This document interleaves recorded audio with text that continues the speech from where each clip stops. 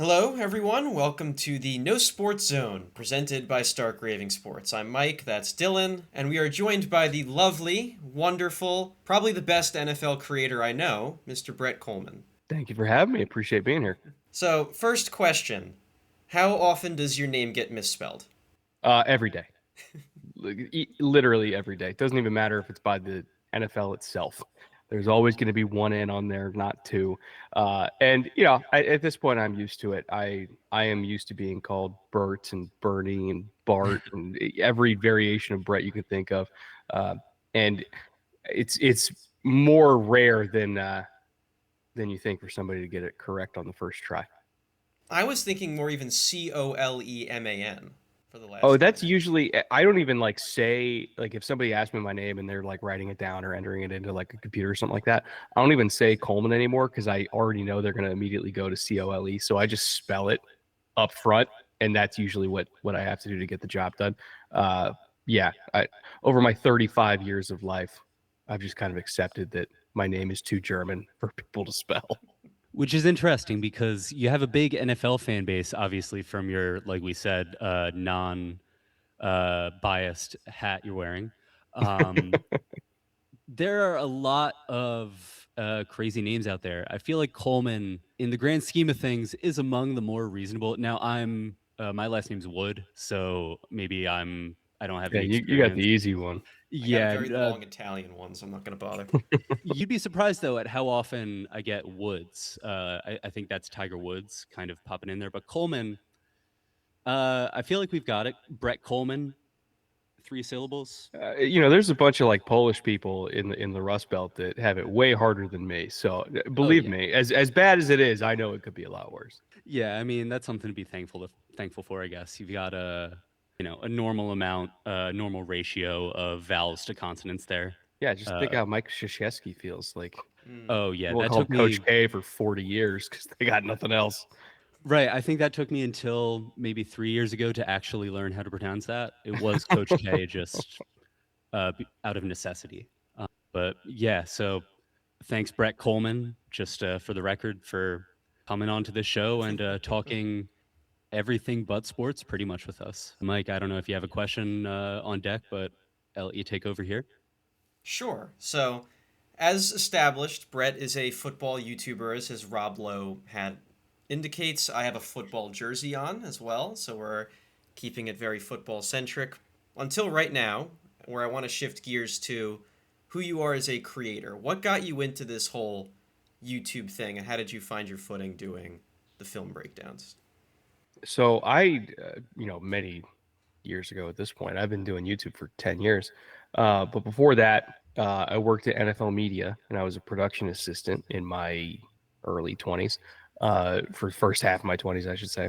And, I had an idea for very, very detailed X's and O's type segments. I never imagined that I would be the on air talent for this. I just wanted to kind of move up as a producer. And again, I was a PA at the time. So I thought my path to being a line producer or even a segment producer before that was, pitching these kind of breakdown segments where it's like, okay, let's have Ladainian Tomlinson do this, or, let's have Michael Irvin do that, or Dion, or whoever that I was working with at the time. Kurt Warner was there. Daniel Jeremiah was just starting out at NFL Media at that time, and I remember having these binders where I would kind of mock up these segments, and I would go into Charlie Uke's office, who's damn near runs the network at this point, all these years later, and he was one of my producers back in the day. And I'd be like, okay, I envisioned this for the segment. And I would pitch him for like half hour, and then he'd get to the end and be like, okay, that sounds great.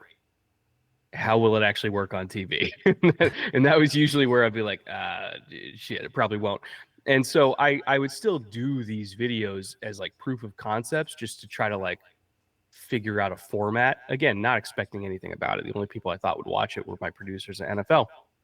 And the videos just took off, right? And I would maybe do one every like 3 months or something like that. And so I ended up with 11,000 subscribers, which, 10 years ago on YouTube, doing one video every 3 months, that was something. And so my wife, now wife, at the time, she was my girlfriend. She was like, hey man, you're not even like trying. Like, what happens if you actually try and do this full time? And so my last day at NFL Network was the day before the 28-3 game between the Falcons and the Patriots. And I jumped 2 feet first into a job that was making negative money at the time. And went full time into YouTube with zero other options, zero backstop, just make it work. Didn't make any money for the entire first year. Sleeping on an air mattress in a bonus room of my future in-laws' house.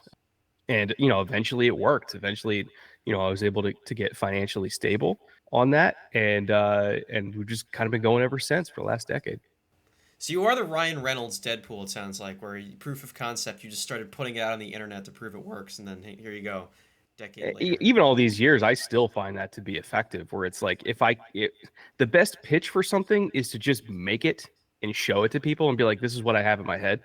And that doing that has opened way more doors for me than anything else. Like even now, with the type of content that I want to make, using the resources that the NFL gives me, because ironically, all these years later, I now work with the NFL, and they'll give me the keys to the castle on stuff where it's like I just put in a request for whatever footage I need, any game that I need, and they just send it to me. And they do that because they now trust me because of the stuff that I've made before with the resources they've given me. Because it's a lot easier for me to just make something and show it to them than to try to like pitch something and put in a request. So now it's very much like hey, you remember what I did 2 years ago or 1 year ago, or this thing that I shot in Pittsburgh? It's like, imagine that, but for the 2021 13 seconds game between the Bills and the Chiefs. And they're like, cool, whatever you need. And so now I'm working on that, right? I went out to Kansas City, shot that. They just gave me whatever footage I needed because they just have that level of trust because of what I've shown them, rather than trying to do like a formal pitch or something like that. Yeah, and how much does it mean now, like looking back 10 years on compared to 2016, to just have that level of trust from the NFL itself as an online first personality like a YouTuber? Um, that's something that most people, they can't say that they have that level of trust from institutions like the NFL. So what does that mean to you personally? It means everything, right? It's this business, whether it's traditional media or new media, so much of it is based on trust. And at the end of the day, like when I am making content with resources that the league is giving me, I take it very seriously that they trust me as like a steward of their brand and a steward of their assets, right? Because companies pay billions of dollars to get that kind of trust from the league. And so for them to give it to a YouTuber without paying them billions of dollars, like I understand how special and rare that is. And so my goal is to not screw that up, right? And to do them justice with the stuff that they give me, and to make them not regret putting their trust into creators rather than media companies. And I do feel that pivot has been happening over the last few years, right? The NFL is becoming way more and more open to working with individual creators. In fact, I've gone through many meetings at this point with them where they've said like, that is what we want to do. We want to put more resources into creators rather than media companies. And I feel like that's partially because of me showing that they can do that. They can trust a creator to work with the resources that they are given, without, quite frankly, reflecting poorly on the league. Right. And that's not to say that I'm not allowed to criticize the league. Like I complain about refs as much as anybody. Like I show concern about the concussion issue as much as anybody. But I also, take it very seriously that if the league is opening up the vaults to me and they're sending footage that's like never been seen before, I'm not going to be irresponsible with it and do something that's going to make it a lot harder for every other creator to get that same access in the future. And that's, I feel like, such an important thing to recognize, right? Is that as a creator, especially of your level and the relationship you have with the NFL, with, I guess those kind of connections, yes, they are very personal, but they also are, you are leading the way in a way for smaller or creators who are just starting, not even just in sports, but entertainment media as a whole, this kind of new media space of YouTube, TikTok. How seriously, you've already kind of touched on this, how seriously do you take your position as kind of one of the first people through that wall of kind of breaking the barrier between this new media, old media, those two spheres? I take it very seriously, right? And that's why, anytime the league gives me directly resources, I try to make the best content possible that reflects how much I love the game, how much it means to me. And I try to inject my passion for the sport into the stuff that they help me make to show them that when they enable people that are passionate about the game to do what they want to do, that the results are good. And I feel like as long as I continue to do that, they're going to continue to do that with not just me, but with every other creator that they want to work with, and then again, there's going to be that trust between them and individual creators to be good stewards for the brand and to help grow the shield, so to speak. And again, it doesn't mean that there's a difference between being a good partner with the NFL and being a shill with the NFL. It's not about shilling for the NFL. Again, I'm very critical on a lot of things, but it's more so you don't want to be disingenuous about your criticism. You don't want to just like say shit for the sake of saying shit and getting attention. Um, and it's just about being a damn grown up, I guess, with the responsibility of those resources.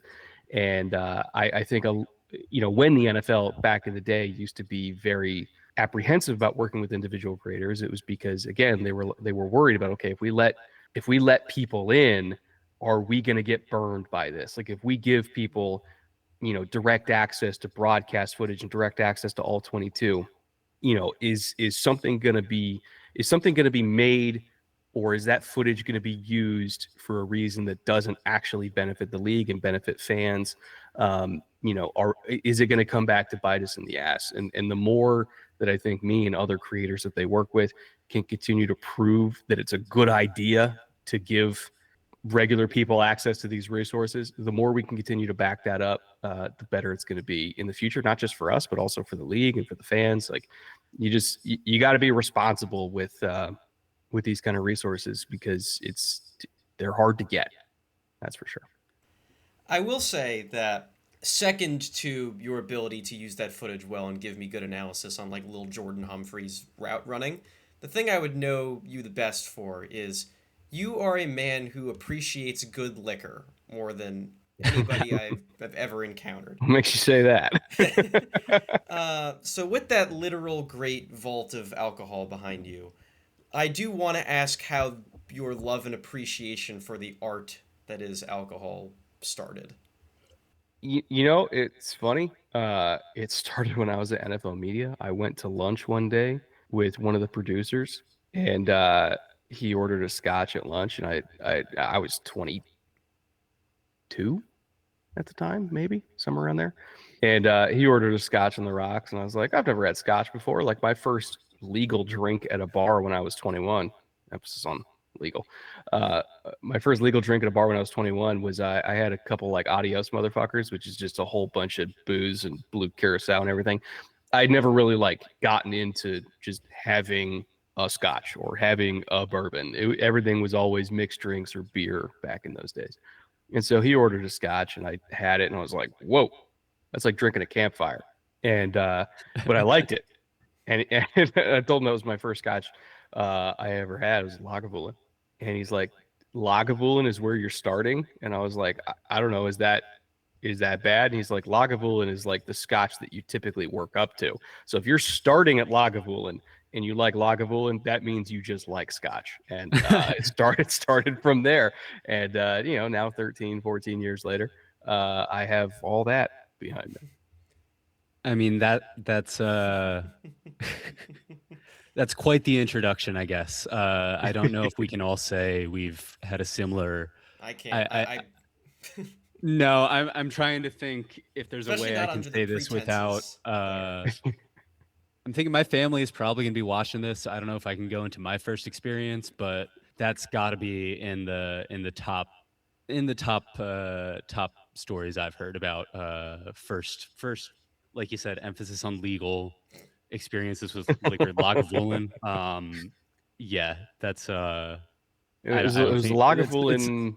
Was it? I think it wasn't a 13. I don't think it was a 16 though. But either Lagavulin and it's incredibly smoky, which is why he was like, "Man, if you like just smoky scotch off the rip, that means you just like liquor, period." Right. Because most people that like liquor don't like that. So he's like, "If you like that, you're fine." I mean this question sincerely. Is there more to it than just it tastes good for why you're this appreciative of alcohol so much that it's literally the entire shot behind you?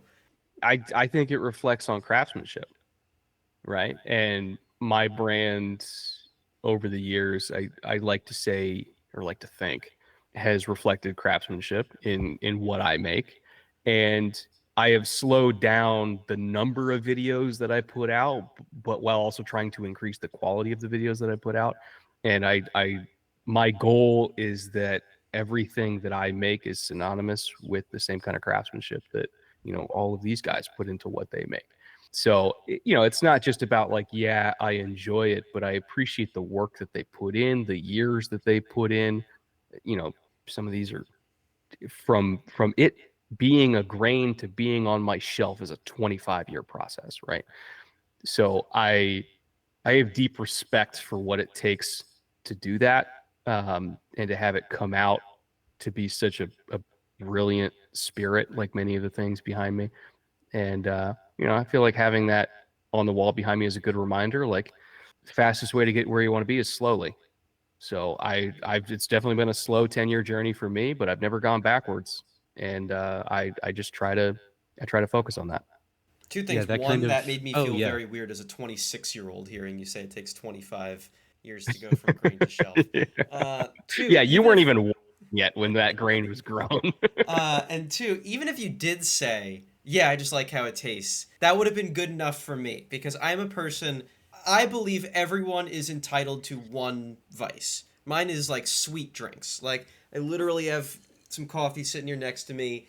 I think Baja Blast is my favorite liquid that exists. So even if you did just say, yeah, it tastes really good, I love it, I got into it, would have been fine with me. But that was a much more profound answer than I was expecting. So thank you, and I'm a little blown away by how wise that was. Have you had the Baja Blast pie, by the way? I have not. I have something weirder. Hold on. Okay, while he gets that, Brett, what is a Baja Blast pie? I have Baja Blast hoodie. Oh my Oh, God, oh that's my God. incredible. No, I think it was either Taco Bell or Del Taco. It was one of those two. And they had a pie on the menu, but it was Baja Blast flavor. I think it was like a Baja Blast like cream cheese or pie or something like Oh that. my God. But yeah, it's like glowing blue. And apparently it's the sweetest thing in existence. So if you That can, go get it. I don't know if that's like is it currently on the menu or did they like take it off for I being I think it was a limited time. I a don't know if that threat? time is over though. It might still be going. I feel like limited time is kind of the best way to describe you after having a Baja Blast pie from Taco Bell. Oh my Yeah, apparently it's like a one-way trip to diabetes. So again, share it. Don't do it by yourself. Yeah, that stopped me in my tracks. Like, I think I would rather recommend someone just have a shot of Lagavulin than a Baja Blast pie from It'll do less Taco damage. Bell. It will Would do you less try a damage to your Scotch body. pie if they offered it? So I've done so years ago I was doing an ad read for it was one of like the meat delivery companies, kind of like Omaha Steaks, but not Omaha Steaks. So Mhm. Chicago. So it was again high quality meat delivery company. And they sent some steaks and sausages and chicken and all that stuff. And again, I cook. And so when I had my camera, because I had like these nice cameras that I filmed B-roll with, and so I was cooking a steak, and I was like, how do I make this? How do I like dress this up even more, right? To show that, to show off the product, show off the meat because it's good meat. And so I made a jalapeno Lagavulin chimichurri. And so it was like a smoky jalapeno chimichurri mixed with a whole bunch of other stuff. And I put that on the steak. And I'm kicking myself to this day because I didn't write down the recipe. I just winged it and I just made a chimichurri with Lagavulin and jalapeno. And I swear to God, that was the one of the best things I've ever made in my life. So you can eat Lagavulin if you do it correctly. Yeah, it's probably one of the more expensive chimichurris you can make. But like, oh my God, I regret not writing that down because that was an unreal dinner that I had that night. Just a complete stream of consciousness, like flow state. recipe. It was one of those where it's like I repurposed an older chimichurri recipe that I had, and I just swapped out ingredients for like, I think did I have cilantro with it? Again, it was like 11:30 at night. My Yeah. wife was in bed. It's like, I just got to film this thing. I'm going to make myself a steak. And then I just had a whole bunch of stuff in the pantry and in the fridge. And I was like, I guess I'll throw in some scotch in this. And I was like, Accidentally holy get a shit, this is masterpiece. good. I feel like there's a metaphor in there somewhere, but I'm too busy trying to figure out how I can try to make that tonight to work that out. Better man It's than me. great, man. But yeah, I feel like on while we're still on the topic of liquor, I had a kind of an idea for a game to play, Mike. I don't know if you Oh, I've have. been waiting for you to bring this up. Yeah, okay. So Brett, this is technically not a sports podcast. So this is technically not a sports related game, but just to cut to the chase, I'm going to give you an NFL or football related individual and you have to give me either in like pre-existing drink or a drink of your own creation, maybe a recipe. You know, as a liquor connoisseur yourself, I feel like you're the perfect guest for this game.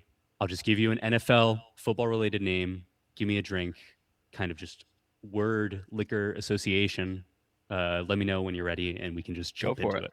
it. Okay, so just to start off, we'll go Tom Brady. Ooh. So there's two ways you can go with this. You could either go with the GOAT angle, you can go with the 12 angle, or you can go with the New England angle, right? You So also you go the got to think about, longevity okay, angle. what are the flavors of New England, right? So I think about, apples in the fall. So I would think of like, okay, can I do a spiced cider type based drink with some whiskey in it? Or again, New England. I know George Washington. The first spirit ever made in America was Applejack. So maybe do like an Applejack base, which is basically just apple brandy. Or if you want to dress it up a little bit, maybe some Calvados. If I want to go the 12 angle, I could do a riff on another drink that I came up with, a Baker Mayfield drink called Baker's Dozen, which had 13 different dashes of different bitters in there. There was black walnut bitters, there was Angostura bitters, there was, I think, Peychaud's bitters, orange bitters, and it was it also used brown sugar bourbon as well as rye. It tasted like a gingerbread house in glass. So I could do a riff off that. Or the weird one, if I want to go with the goat angle, I try to come up with a flavor profile that is complemented by goat cheese. Okay. And I would do a garnish of like some like goat cheese cracker garnish, but it would need to be a drink that fits that flavor profile. So maybe like a peach or a mango type thing on the sweeter side that goes with the goat cheese. Off the dome. Yeah, I think I'm gonna have to go with that last option just for the novelty's sake because I truly don't know how to work goat cheese into a drink that isn't Awful. Yeah, so I awful. was gonna Yeah, say that would sorry. be a I didn't want to come right out and concoction, say is it, what it but would yeah. be. If it's good, I don't have a clue, but But yeah, I love that. I love that last one. But all of them, great options. the cider one is making me a little thirsty. Yeah, it's a little early in the day for me on the West Coast, but I'm gonna have to write that down somewhere. But There is, Mike, by the way, yeah, you there can is a go next, school of Mike. thought where people do espresso martinis and they shave Parmesan over the top of it. So you could shave some goat cheese over the top of a espresso martini. Okay, yeah, it's starting to come together. I think I Yeah. can see the vision. It's starting to materialize kind of in my head. But I like the way we're going with this, Brett. Mike, I don't know if you have a player you want to name here, Oh, I but have a we can weird kind of one just go because down the list. Yeah. I want to respectfully throw a guy to the table because he's the especially school of origin here, Zach Wilson. Ooh. So I would probably want it to be something made with High West, which is a Utah-based distiller in the SLC area. So if I want to go with the Utah roots, I would do something with a High West. So, but then I'm thinking it's like, do I want to instead do a riff on a paper plane because he went to the Jets, which I feel like I could do like a green paper plane with like Midori or something like that. That would be interesting. I didn't know if you And- wanted to have a drink that could be served at BYU football games too. Would be the other angle. Do they even serve alcohol at BYU? Probably not. Yeah, No. is that legal? Do they just have like soda? So I I was thought gonna your ask, answer was do they potentially just going allow to be even? water. Yeah, just water for Because they, BYU they there. can't even have coffee on campus, can they? I don't think they can. No. I think we can get into that rabbit hole about the ways they work around the rules at BYU, but I don't think coffee is allowed. No, it's Yeah, it's just honey sticks and soda and water. That's yeah. why I didn't I know if you were going mean, to answer that as like the furthest end possible of the challenge there. That's why he came to It'd be a mind. mocktail if we're going true yeah, BYU. It'd be a mocktail. even like a Shirley Temple. Yeah. Tom Brady and Zach Wilson might be the two most dissimilar players we could have thought of outside of Yeah, position. Do you I have anybody feel who could like fix this vibe here? okay. Let me think. We'll get off of yeah. Let's go Saquon Barkley. As a long Mm, suffering Giants fan, I feel like I need to yeah. exercise some demons here. Hit me with a drink that can make me forget the pain of losing Saquon Barkley and keeping Daniel Jones for whatever godforsaken reason. Sorry to Daniel Jones if he ever ends up watching this, but I uh, mean, if we could do a riff on a painkiller, which is also a cocktail. hit me with it. So hold on, let me look up the exact recipe because I haven't made one of these in a long time. So classic painkiller is so I know how he uses rum. So 2 ounces of dark or navy rum, navy strength rum, 4 ounces of pineapple juice, 1 ounce of orange juice, 1 ounce of cream of coconut, like Coco Lopez, freshly grated nutmeg, and ice. So I would probably, mm, again, I kind of want it to be blue. So I would take out the orange juice and then swap that for blue curacao, which is an orange liqueur, and probably drop the rum by half an ounce so it's not too boozy.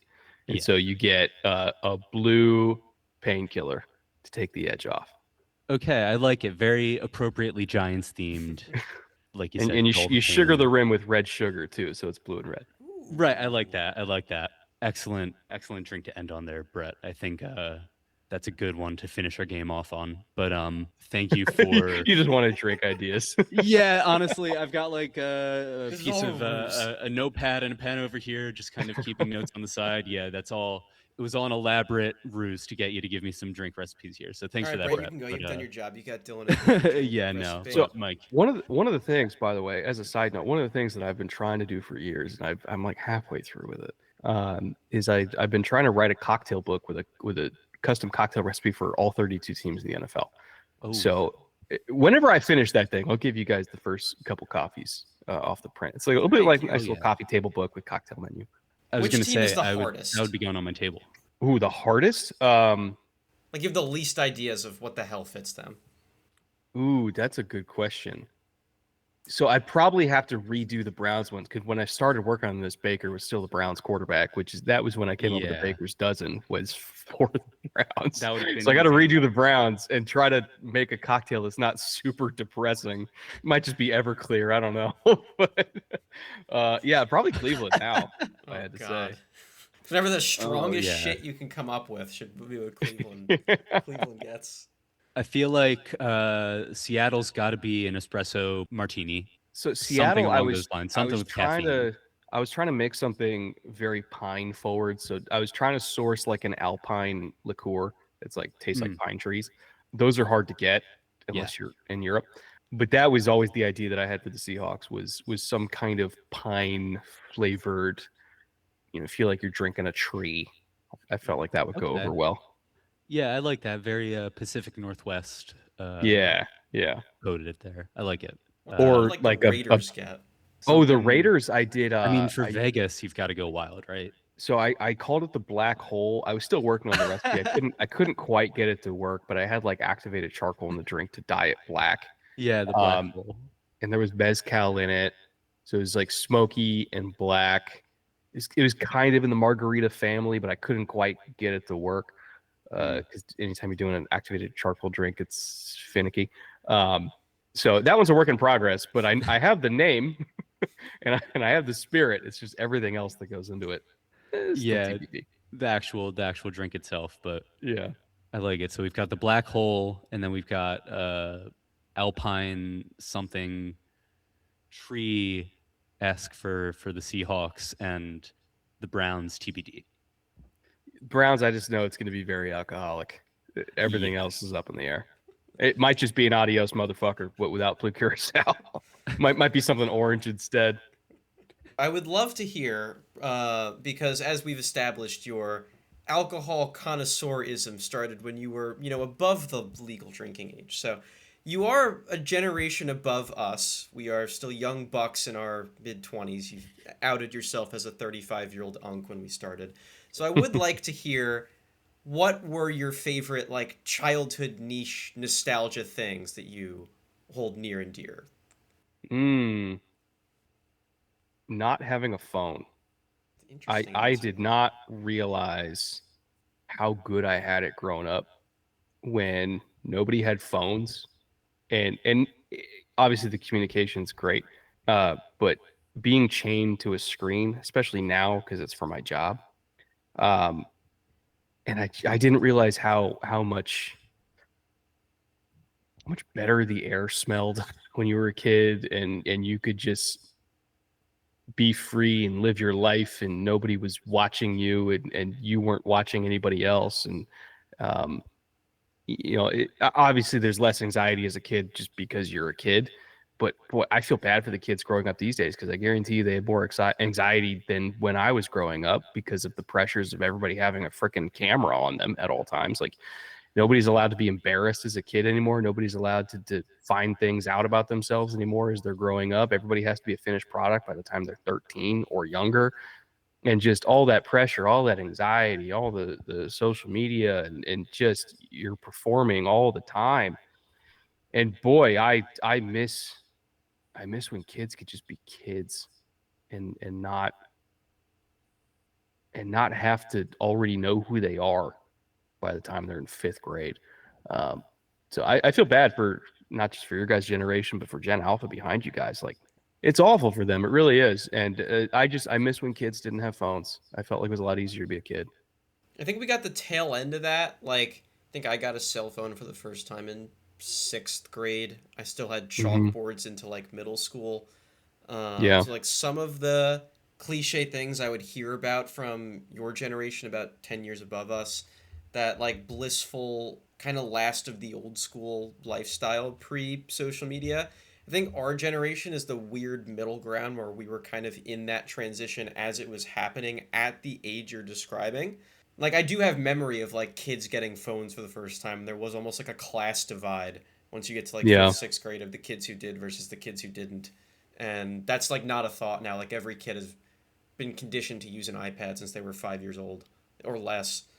And again, it's not that I think that phones are bad, but lack of when you use it too much at that age, because again, like when you're 10 years old, for me, a year going by is just a year going by. For a 10-year-old, that's 10% of your life. Mm. That's 20% of your consciousness is when you're 10. And when you're spending a significant amount of time in the 20% of consciousness that you have on this planet, and you're spending a lot of time on a screen, it it fucks you up, man.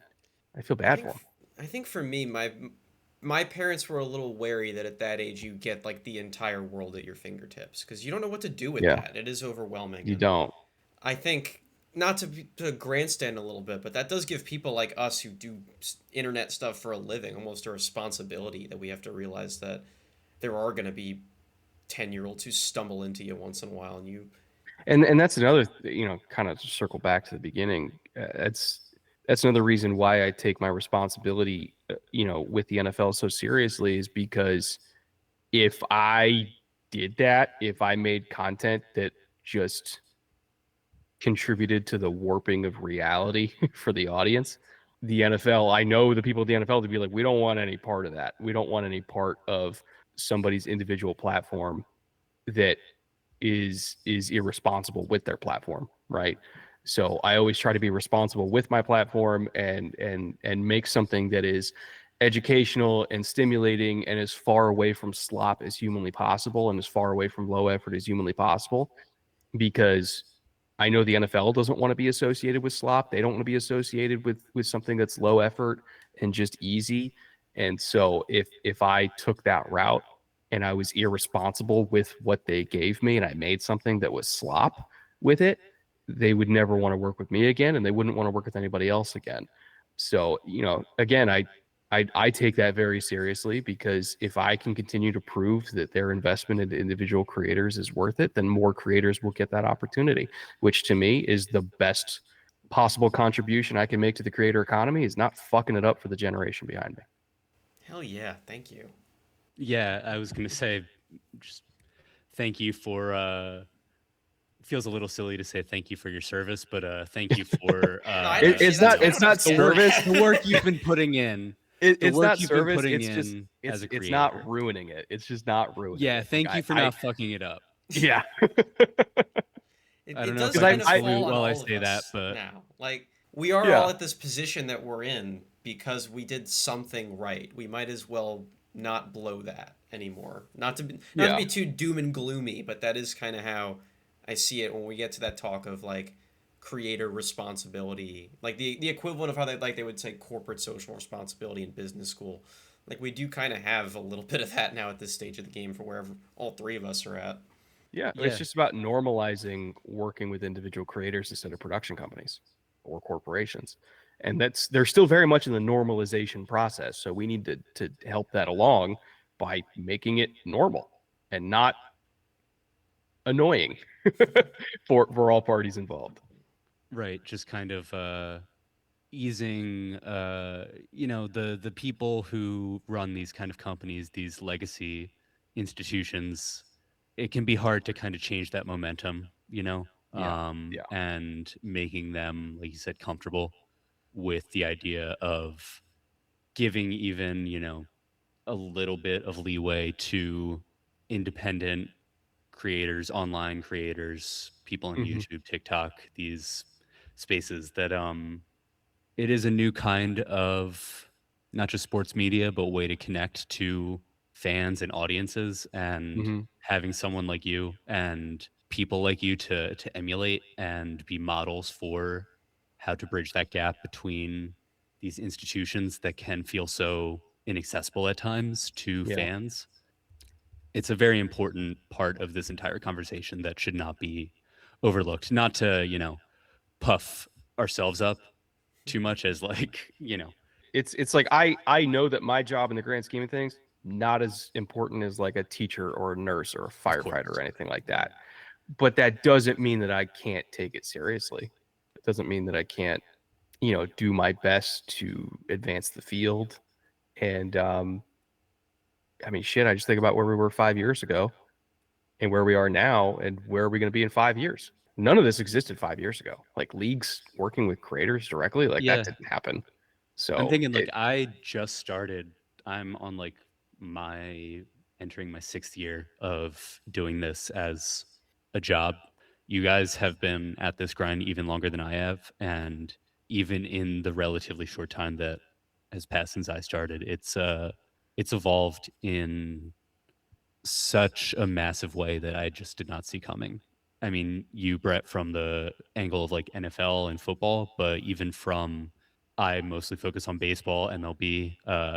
Mike and I, through Stark Raving Sports, it's largely baseball focused, but it's sports in general. mhm. There has been such a transformation in the relationship between creators online and, like I said before, these like legacy institutions like the NFL, like Major League Baseball, like even, I don't want to say its name, but the NCAA Yeah. seems to be loosening up just a little bit. Yeah. I don't want to again jinx it there, but I think a lot of it is they're going to where the fans are, and mhm, they had a realization, sometime in recent years that the fans are watching on YouTube, the fans are watching on Instagram and TikTok and all that, and like, yeah, they could have their own in-house production on their own in-house YouTube channels, which they do, but that's only going to cover a small percentage of the fans, Mm. and there's been such a democratization of eyeballs in media in the last 10 years that there is no amount of production companies and corporations they could partner with that's going to cover all of it anyway. So they might as well just kind of not open the floodgates, but they might as well switch up what they're doing and go to the distribution channels where their audience is, which is predominantly creators, right? And if they just give creators that they can work with and have a trusting relationship with, if they can just give them the keys to the castle and the resources to make cool shit, it achieves their goals in the long run. That's for every league, not just the NFL. But like, again, it's free marketing. You just got to give them the footage and they'll do it. So that's how I look at it, and I think that's how the leagues look at it too. For me, I think like I started this in 2017. I was 17 years old. This like didn't exist. Like the legitimization of this form of media. I heard someone say like my generation is the first that grew up wanting to be doing this, being creators. No one said it out loud because by the time we started it was still a little like you kept it a little hush hush. You just did it because you loved it, not to chase anything. But like now the thing I think about is that we have potentially the most desirable job for anyone under the age of 30. Like everybody Mm-hmm. wants to be doing this, and that's something I never lose sight of, even though you have your days where it's like, "Oh my god, the video crashed. Like am I going to be able to get out of bed tomorrow?" But in the end of the day, that is the biggest difference, and it's the most mind-boggling for me is that we're even at this point where the leagues see us as useful and important because that wasn't even a thought when I got into this game, and that is the most special part of it. Now to answer your question, Yeah, a lot's changed in 10 years or 5 years even.